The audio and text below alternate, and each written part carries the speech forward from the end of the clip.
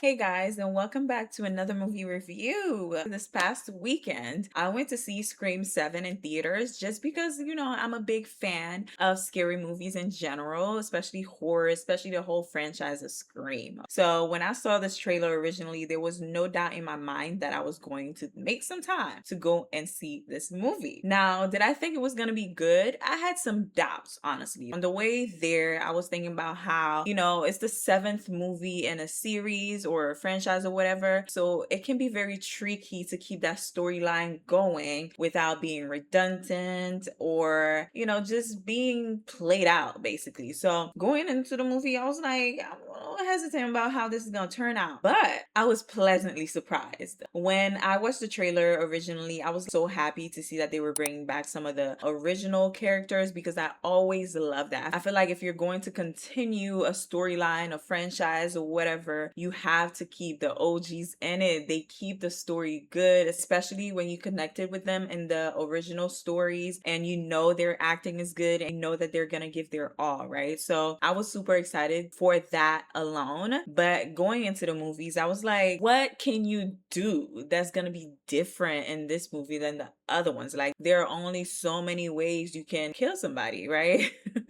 Which is pretty much what Scream is about. You're trying to scare them and their significant others and their loved ones, pretty much. But they did a little twist with this one where this family was being terrorized. Okay, cool. But their family was being affected, meaning their kids, husband. I really enjoyed that aspect of the movie because it was different than what I expected. I expected them to just be like, oh, we're gonna have these people and Ghostface is just gonna go after them and scare them and kill them and this and that, right? But the fact that you were connected to the main character who was Sydney, and the fact that you have that relationship and then you can continue that relationship with her daughter and her other kids and her husband made it more interesting. I was also thinking about all the different people that were being inputted in this movie just by looking at the cover, and I was like, how can you actually have so many people in the storyline and have it be good? Because one thing for me is when you have a movie, you have to connect to the characters for you to truly feel their pain, right? So with seeing all those people in the cover, I was like, I don't know how that's gonna play out because each and every single person is not really gonna get their time within the movie for you to really connect to them.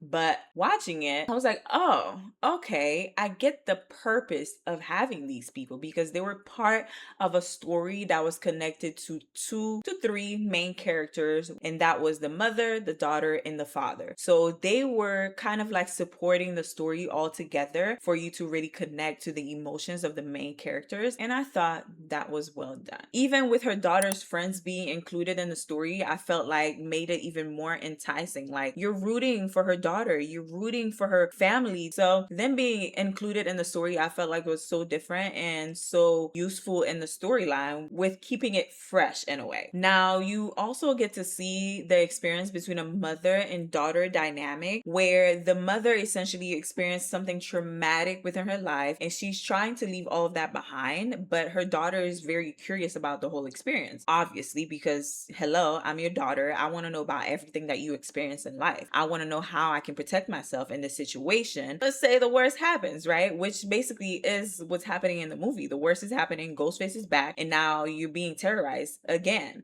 So that relationship dynamic was being explored, and I really enjoyed that because you get to see the struggles between mother and daughter and past and present in building that relationship. One thing I remember really thinking about during the movie was the simple fact that if I was a mother that experienced something so traumatic, I would make it my life mission for my daughter to know how to protect herself in the future. And I feel like Sydney didn't do that when she was raising her daughter. Like, she wanted to leave all of that behind and she wanted to be the protector herself, which made her not really teach her daughter how to protect herself. Honestly, I feel like that was more realistic with a mother and daughter dynamic because at the end of the day, if you experience something so traumatic, you don't want to pass it down the line to your daughter, regardless of how many books or how many movies were written about it. At the end of the day, you really want to move on from the past and and, forget about something traumatic that happened where you lost basically everybody that you knew and loved. But of course, her daughter didn't really understand that. And there was a difficult situation with communicating that with her daughter and her daughter understanding that. So I really enjoyed that little bit being included in there because as teenagers, you kind of struggle with a lot when it comes to your relationship with your mother, especially when you're asking all the questions and she seems like she's very open with everybody else except you. Now, you know how I mentioned that the daughter was being terrorized as well along with her friends?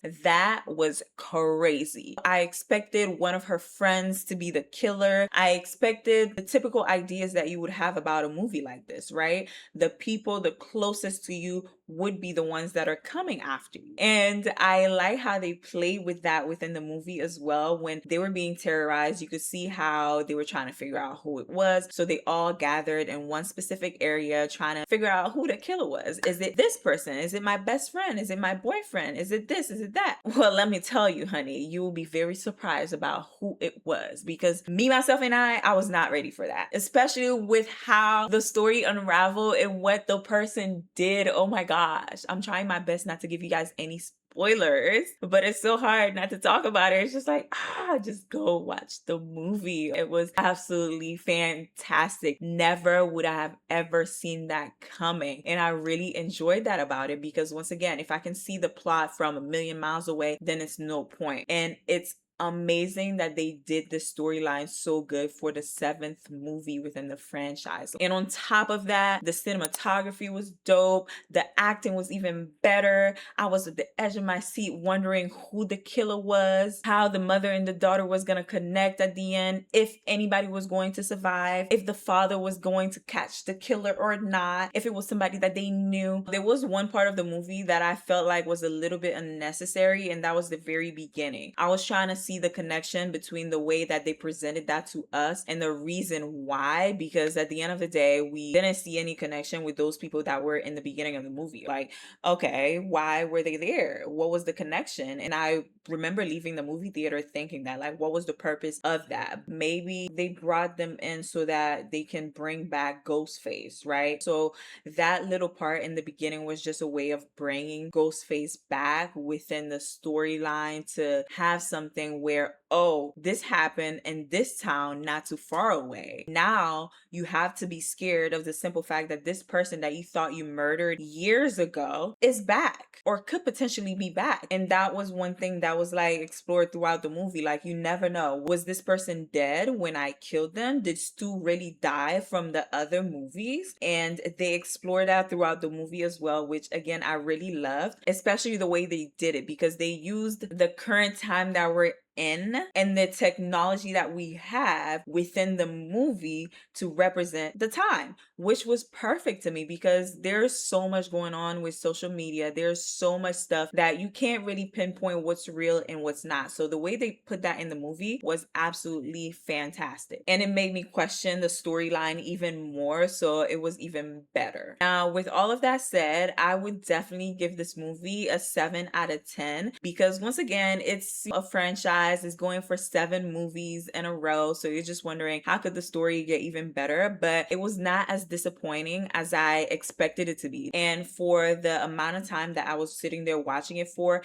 it didn't feel like it was that long, which was about 2 hours-ish. It just felt like I was watching a movie that was unfolding perfectly. The storyline was perfect. The acting was perfect. The people, the plot, everything was absolutely fantastic for a 7th movie in a franchise. So if you're thinking about going to see Scream 7 in theaters, definitely tune into that. I would 100% recommend that to anybody who's a horror fiend, who's always looking for something to get their blood pumping. And if you have anything else that you want to add, let me know your thoughts in the comments below about everything that happened in the storyline and how you felt about it from when you first stepped in the theater and when you left the theater, because I went in there thinking something and then left feeling completely different. So let me know your thoughts in the comments below. If you enjoy these movie reviews, make sure to like, subscribe, and stay tuned for all other videos to come. And until next time, bye.